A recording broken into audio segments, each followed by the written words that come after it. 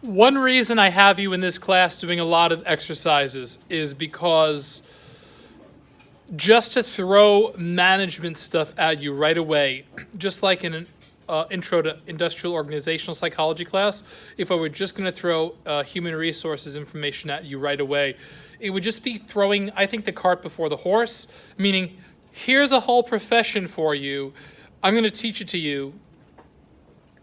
Maybe you'll do it in 10 years, or most of you want to be in healthcare, and here's going to be some information about how management works. Well, you're all going to have to be managing in your life anyway, but the reason I wanted you to do exercises about goals and about like journaling and forming groups and deciding on who's going to be the leadership in that group and writing down, taking the minutes and summarizing conversations and speaking in a clear, loud voice. Those are all leadership skills mostly associated with the personality traits of conscientiousness,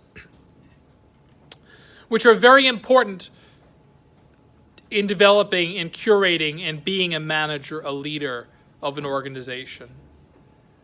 And what we've looked at so far in this class is things you're interested in life, your goals, what you want to accomplish, what you want to do, what your passions are. We looked at them, we wrote them down, we prioritized them, we discussed them, we went over them. And then what we did was we said, what do you want to do? And if you didn't know what you want to do, you make it up. You get close. And then we say, where do you see yourself in an organization? Do you see yourself being the CEO, the accountant, the baker, the candlestick maker, the butcher? Do you see yourself being the talent? Do you see yourself being the manager?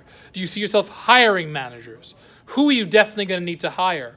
What is your backbone? What is your ethics? How will you run your company? What do you envision happening at your company? How are you going to hire people? How are you going to structure your ethics, your individual ethical backbone into the nature, into the framework of your company? That's what we've looked at so far. Now we're going to step back and we're going to look at, and we've also considered things like just motivation, change, individualism versus collectivism, dignified work, other aspects, other psychology terms.